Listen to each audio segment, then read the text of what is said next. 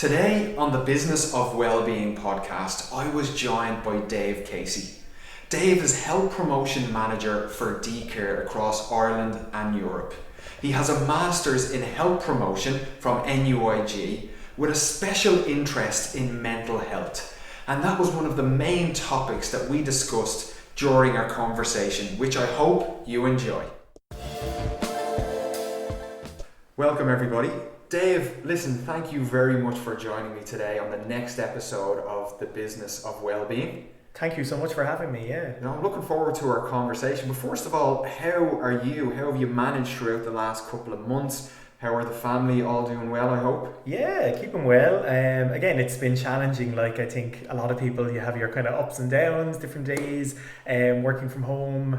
You know, a lot of Zoom meetings, a lot of remote working, remote connections, then you're onto family members, you know, particularly when COVID was at its peak. It's kind of challenging, and kind of coming through that bit of adversity, you're kind of, you kind of know yourself a little bit better, and you're kind of, you appreciate, I suppose, the little everyday things a little bit better. So yeah. No, you're right, actually. That's one thing I think everybody's mentioned is just the opportunity to reflect back over the last couple of months and really, I suppose, appreciate those little things as you've mentioned there. Although I think we're all probably done with the family quiz on a Friday evening. Yes, yeah. We're all a bit the bored Zooms. Yes, yeah. So looking forward to speaking about all of those topics today with you. But where I'd like to start for viewers and for listeners is your background in the industry and kind of what got you into the industry. I know you've done a Master's in Health Promotion from NUIG. Yes. Could you tell us a little bit about that and obviously what pushed you into doing that? Yes, yeah. Well, I suppose currently I work for DeCare. DeCare are Ireland's only dedicated dental, wellness and vision insurer. So that's my current role, and it's purely health promotion and health promotion based and workplace wellbeing based. My own background, I suppose, when I left school, I studied science. I went on then and did kind of a specialist in oral health. I had done nursing before that as well. So I kind of worked in oral surgery, lots of wisdom teeth extractions, whitenings, kind of medical practice for about 5 years. And I suppose what kind of turned my head towards health promotion was, it was always, for a lot of people at that time, it was kind of last stage kind of, they always came in the last stage. You never had enough time to, even talk about diet, alcohol, kind of modifiable risk factors that link to a lot of the chronic disease that we're seeing today.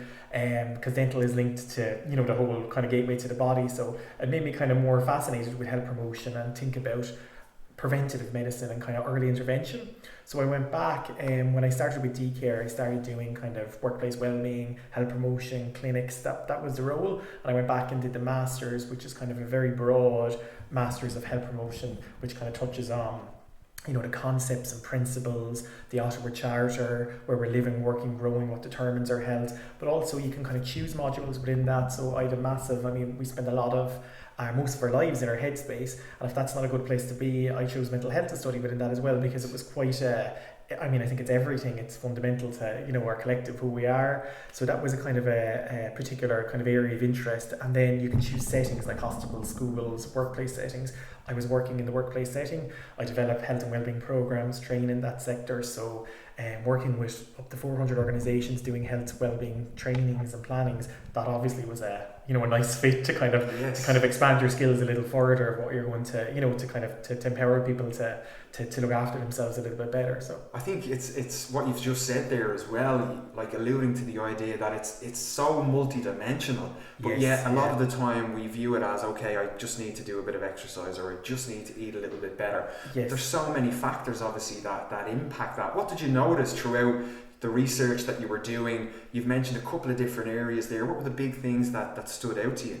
Yeah, I suppose I did my kind of qualitative research. So again, it's not so much the quantitative as all the numbers in the surveys. Yeah. I was more qualitative and kind of listening to people, and kind of, I suppose, a qualitative is like being a kind of an expert listener, and what you're doing is you're kind of gaining people's experts' views and their eyewitness accounts to what happened in their life. So with my research, I did a kind of a thesis called From Cell to Society. So it looked at your health from a cellular layer right up until like a political, environmental layer. So it looked at all the biological, psychological, all the kind of where we're living, working, growing, right up to what's happening in government and globally with pandemics, and how that all kind of impacts on the whole person.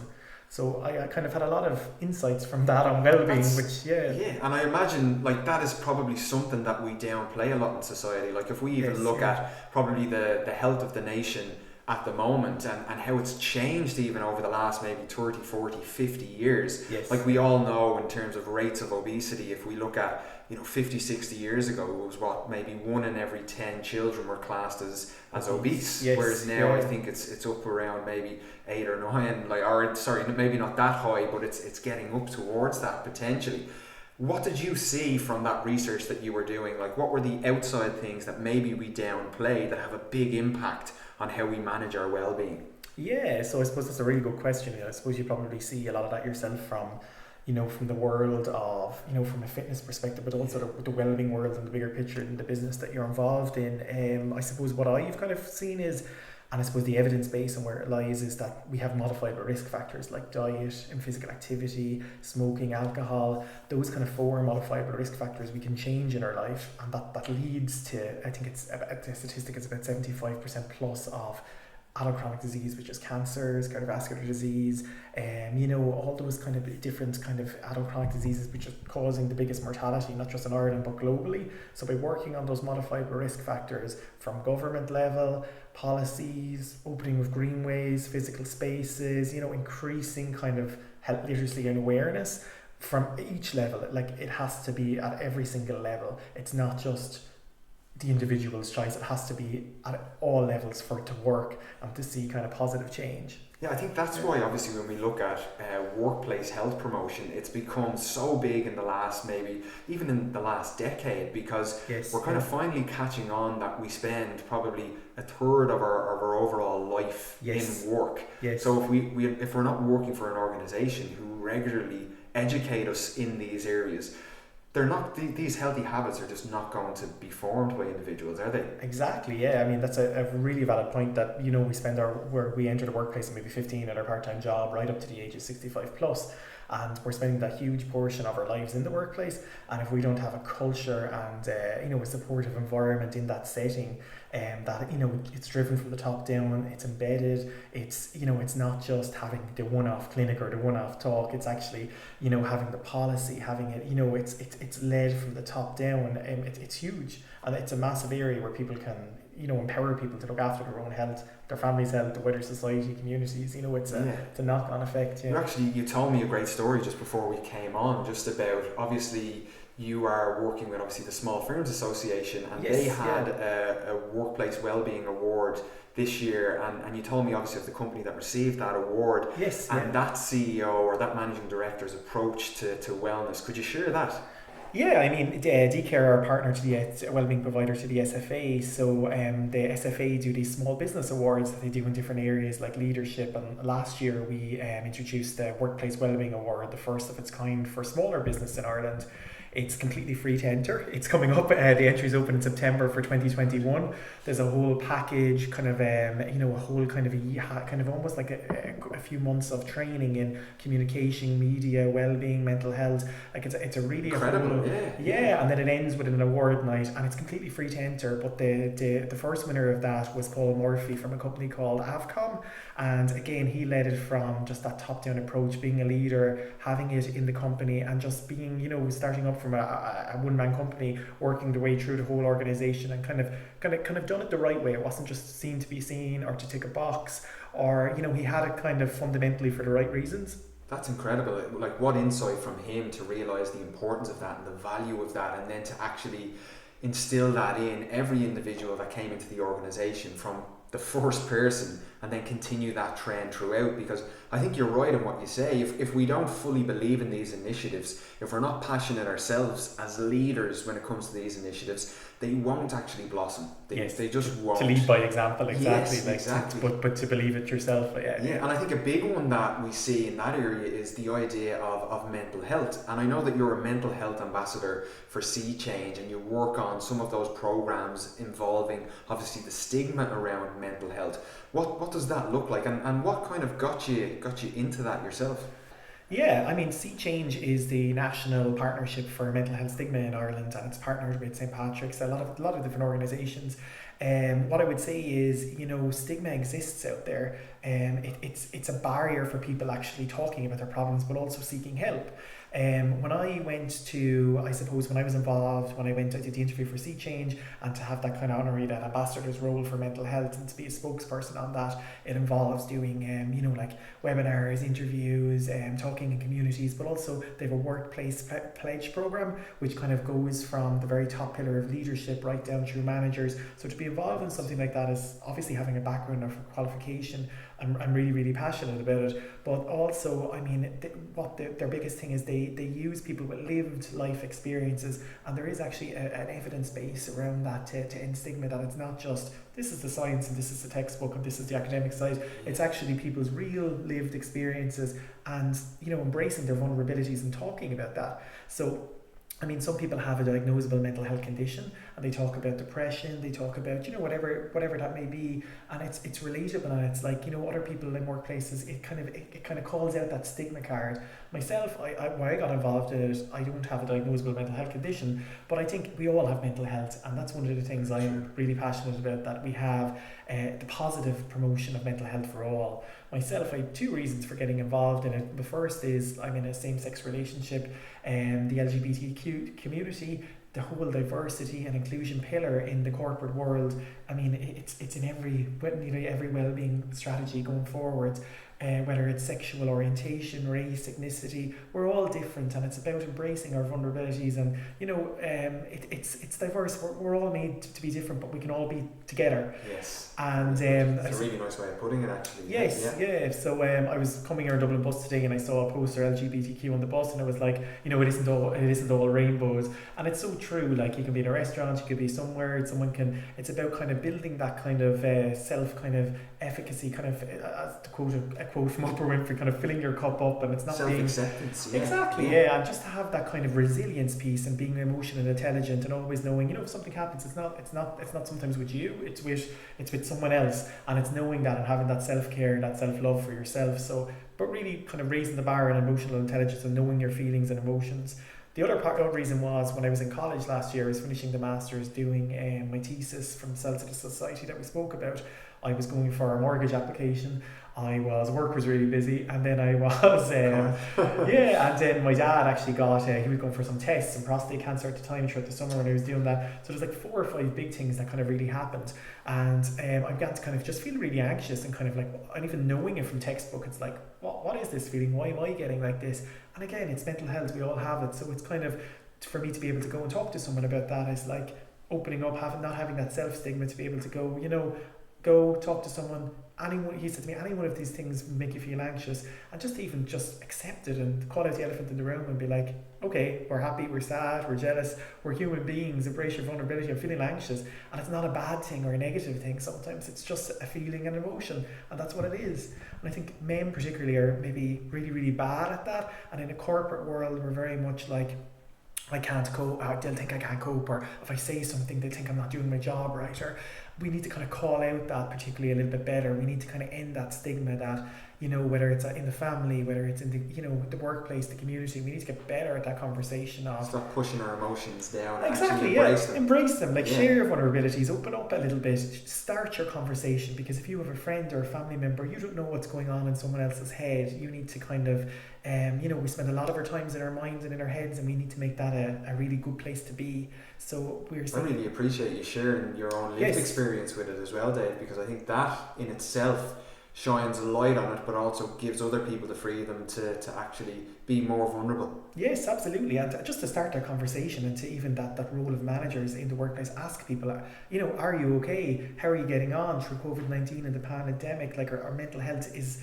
Everybody's mental health is suffering. We all have it, and it's just to be able to have that resilience, to be emotionally intelligent, to have those skills. And we see a lot of companies and leaders that are actually training in those skills now, that where they're investing in their staff because they'll be more innovative, more creative, more productive, and they're key kind of things that we're kind of seeing that are happening in wellbeing at the minute. And what techniques did you find useful going through that period? I think through that, I was doing like traveling. I was on the road a lot. I was doing thesis. I was doing mortgage moving house, and work was busy as well, so I had kind of a lot of the balancing act, I suppose, had in some way with me kind of falling down, even though you're keeping everything going. Yeah. But I mean, I suppose that kind of to overcome kind of challenges in your life, techniques that I would have used were, number one, to call it out and say, I'm feeling anxious, and that's a big thing, to admit it and not hide from it or run from it, because then it can linger and manifest in your thoughts, and it comes out in different ways. I found really like exercise to be really good, like really just to be able to get out for a walk, to get out for a run, and mental health or physical activity benefits every aspect of your mental health. Things like even just like breathing techniques, but also even when you feel anxious, just to be like, I'm feeling anxious now, it's okay, it'll pass. Yeah. It's when you kind of it comes up against you that when you hold on to it, it kind of manifests, and you can kind of cause problems.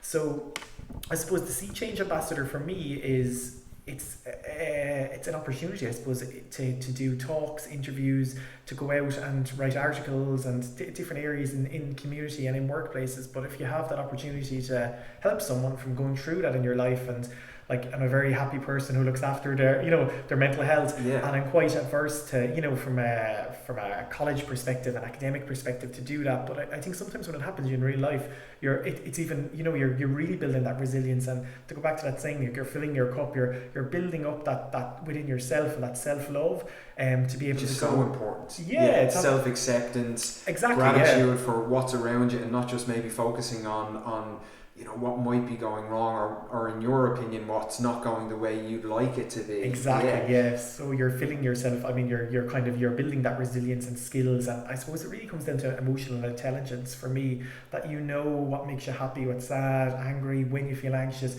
and you're able to recognize that. And sometimes if you get a comment or someone says something to you, or these are triggers that can trigger things off in people, and it's having that kind of sense that you are emotional intelligence, that you're able to having that bubble, that you're able to bounce back. And I think that's where mental health, there's a kind of a big challenge over the next kind of few years, that people need to build that resilience, and being more intelligent about their emotions, particularly for men, to even know what anxiety is, to be able to say, it is okay to have ups and downs. It's not maybe a diagnosable mental health condition, but we all have mental health. We try and push our emotions down. Absolutely. We try and really, when actually experiencing our emotions, not just happiness, but also the sadness and the bad days, and that is one of the first ways to actually start dealing with it, is calling it out, saying, listen, I am not feeling 100% today, if you like. I think a big one for me that I've noticed, and you may be able to speak to this, you may have experienced it yourself in the past couple of months with COVID, obviously,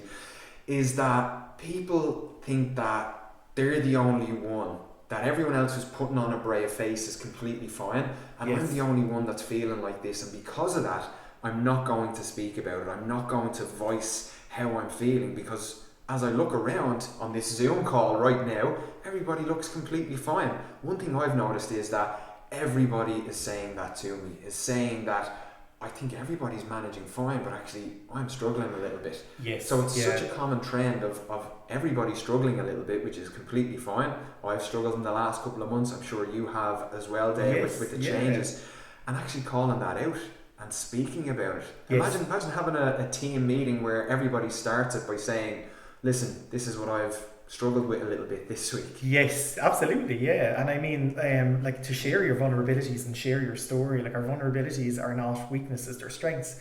To be vulnerable, to stand up in front of a boardroom, it's vulnerable to be innovative, to have a creative idea. You put yourself in that situation, and I think society, we need to get better a little bit at kind of that stigma piece, and that stigma piece in the workplace. And like you said, with COVID-19, I think that has had a positive effect on mental health, because it's brought stigma and mental health to the forefront of the conversation, where it is okay sometimes to have ups and downs. COVID-19 it's a pandemic, it's affected everybody's mental health. You're having good days, bad days, anxious days, but I think the message within that is to talk to someone. You don't know what someone else is thinking unless you say it yourself.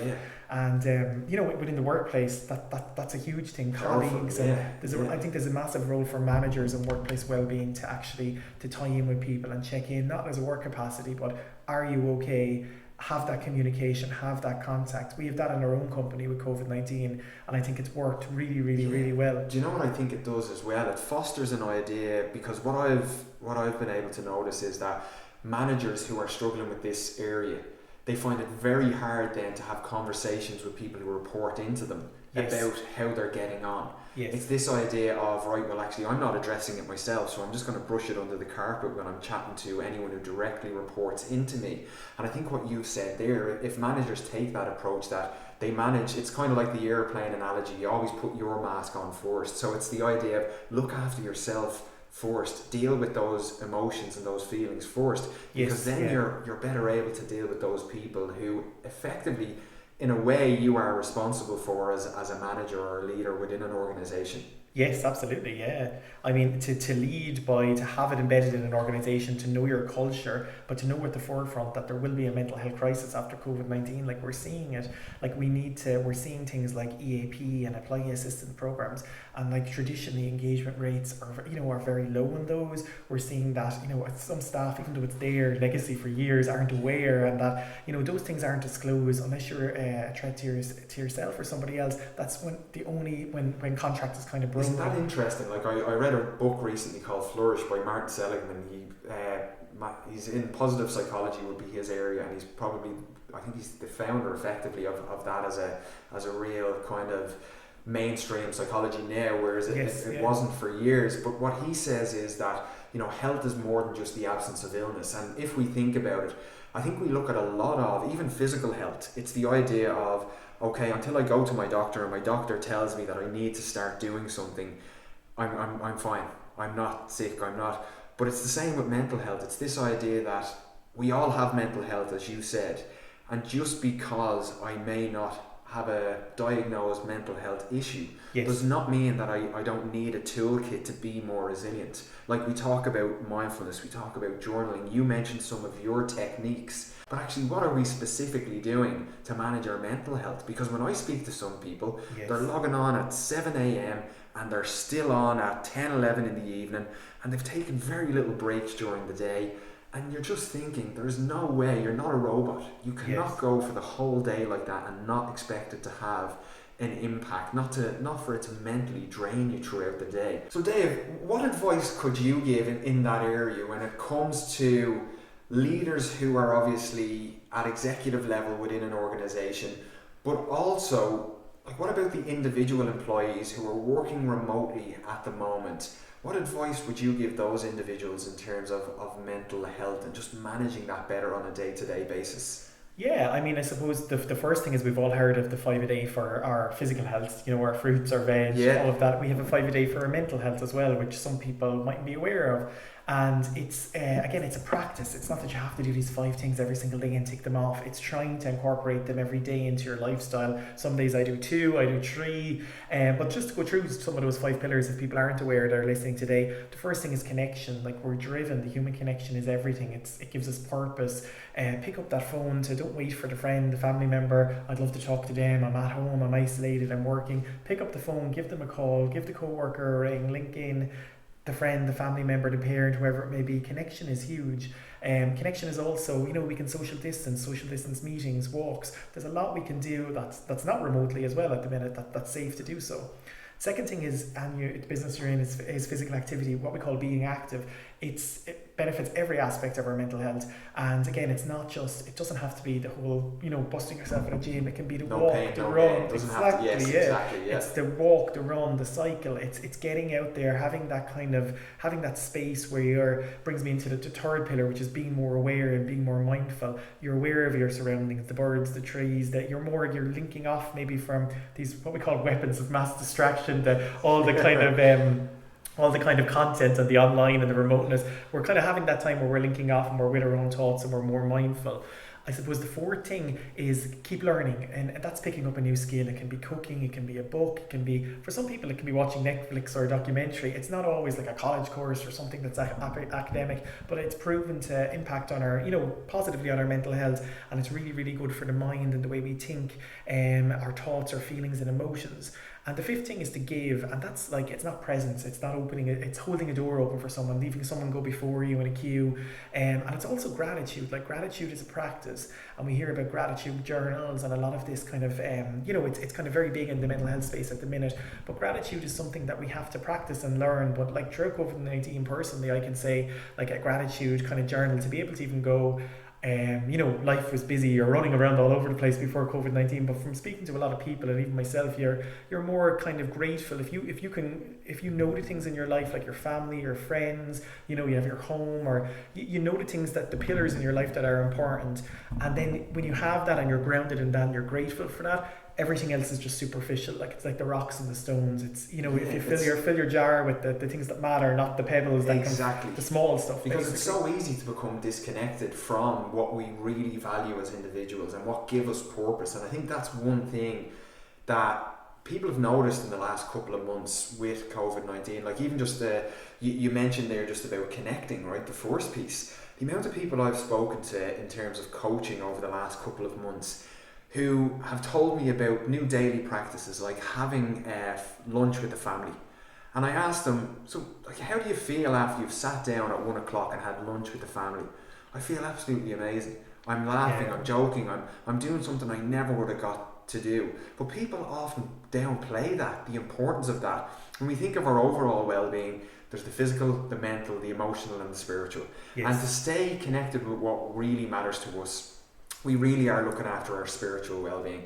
But getting that sense of connectedness with those who we love really looks after that emotional well-being area, if you like. What were those 5 again, Dave? Just if you were to rattle them off first, because I think that's really good information for listeners there. Absolutely. Your 5 a day for your mental health: to connect, to be active, to be aware, to keep learning, and to give, or gratitude, the kind of 5 pillars. And to just ask you on that question, when you asked me about leaders as well, I mean, to lead by example, top-down approaches, to do it for the right reasons in an organization as well, that we're not just doing that tick the box, seen to be doing it. And also that something to bring into it from the health promotion perspective, that things are evidence-based.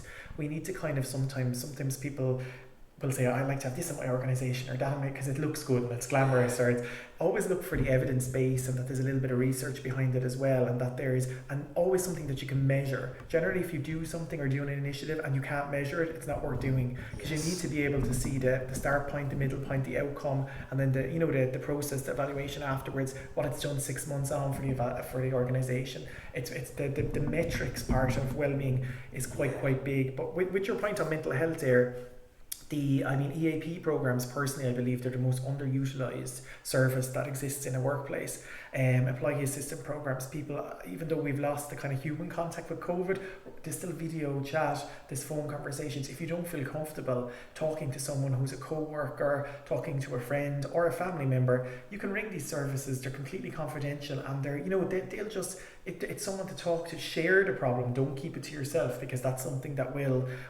can manifest. But on your point with leadership, there's a lot of organizations now that have mental health first aiders, wellness champions. There's dedicated people that are trained to signpost referral for mental health within organizations. So we're seeing a lot of that, which is brilliant in mental health and brilliant within the mental health space, that it's lifting the lid on stigma, and it's okay to chat about this, because it's normal. Like with physical health, as we'd have conversations about, and I've met you at a few conferences in different places, we'd never say, it's just cancer, get over it, or heart disease, get over it, or ankle, or whatever it may be. With physical ailments, or the cold or the man flu, we talk about physical ailments like it's like we're proud of them, and we talk about it like over a few drinks, or in the workplace or in the canteen, and I had I sprained my ankle last night because I was doing this, or I had an awful dose of man flu, I was out for 3 or 4 days. But when it comes to mental health, the stigma piece really does exist, particularly in the workplace. We don't tend to be like, I wasn't feeling okay yesterday because I was working remotely, didn't see anybody, wasn't talking to anybody. It brings back in that, as you mentioned right at the start of the conversation, it brings back in the idea of well-being being so multidimensional. So there's the societal factors, and you mentioned obviously people, like so many, even when you think of the physical fitness space, like we talked about no pain, no gain. But even if you take something like recovery, I think it was Margaret Thatcher who used to say, sleep is for wimps. She survived on 4 hours a night. And, subsequently there's research now tying lack of sleep with diseases such as Alzheimer's, right? Yes. The importance of sleep, but yet we nearly wear it like a badge. We're proud that we don't get much sleep. And I just think those societal factors and those influences, just have such an impact right down to the granular level when it comes to our well-being. Yes, absolutely. And I mean, sleep is one of those pillars. I mean, diet, nutrition, like are modifiable risk factors that contribute to a lot of adult chronic disease. And if you can focus on things like your diet, your physical activity levels, smoking, your alcohol intake, and also sleep is in there. It's a huge thing that for mental health, for positive mental health and well-being. We spend a lot of times in our heads. If it's make it a good place to be, like invest in yourself. Have that emotional intelligence. Know your emotions. Be resilient and train yourself. And I think a lot of organizations for well-being, and you mentioned leadership, the well-being pillar it's going outside the traditional. When we looked at it a few years ago, it's having something on site, it's matured, having the lunch and learn. It's kind of now that they're training. I think people are realizing, and real leaders are realizing that we can train people in diversity, in inclusion, in self-awareness, in they're building skills. Even what you've mentioned there, Dave, it's that idea that we have to train and educate, because if you take even a subject just briefly like diversity and inclusion, we all have an idea of what diversity and inclusion is, but actually diversity and inclusion is so much more than just what we might think it is.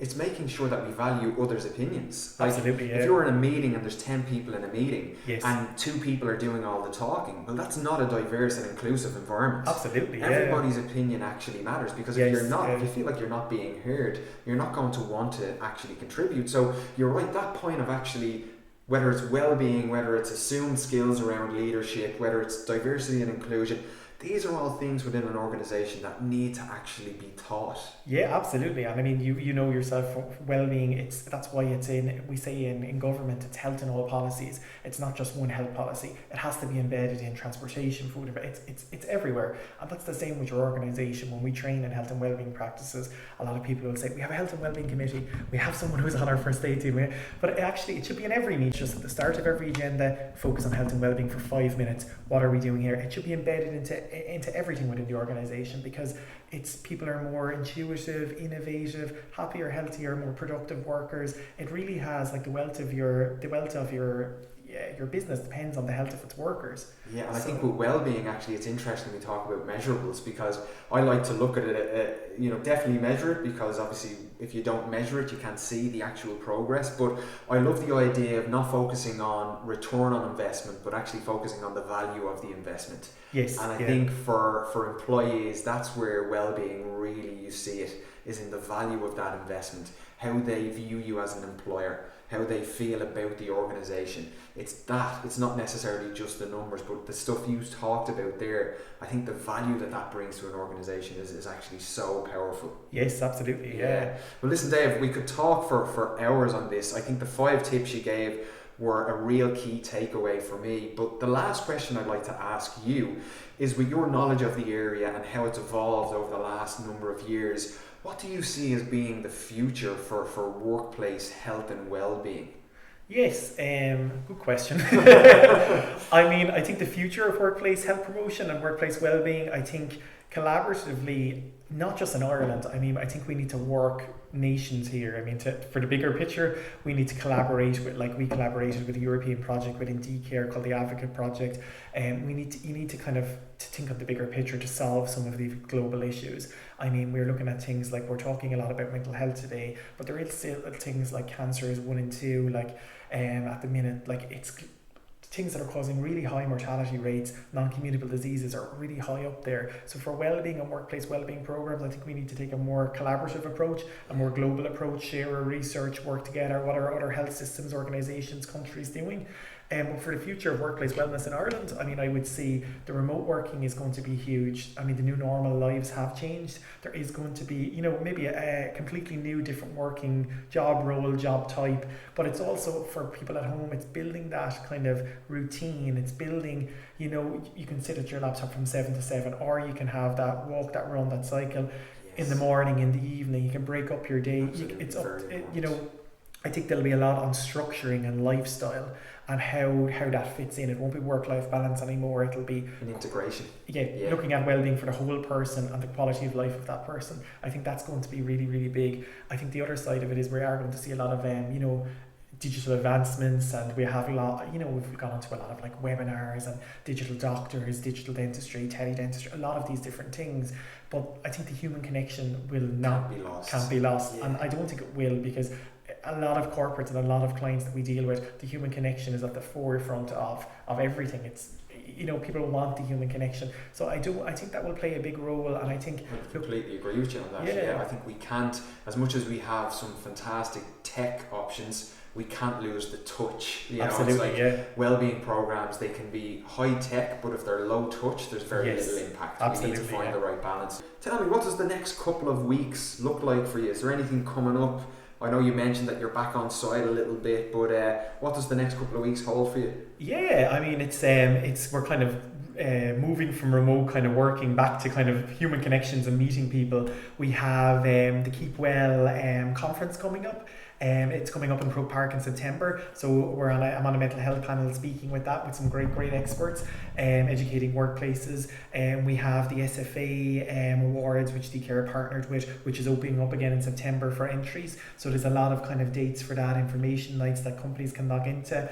And then busy few weeks ahead for you. Yeah, no, I look forward to that IBEC Keep Well event. It's always very informational and kind of nearly gives the latest trends and what we're seeing in that space. So I look forward to it, and I look forward to also tuning into your talk on the day as well. Cheers, thank you. And again, Dave, thanks very much for joining us today. I really enjoyed this episode, and I know viewers and listeners are going to get so much from today's episode, so thank you. Thank you so much for having me. Thanks a lot.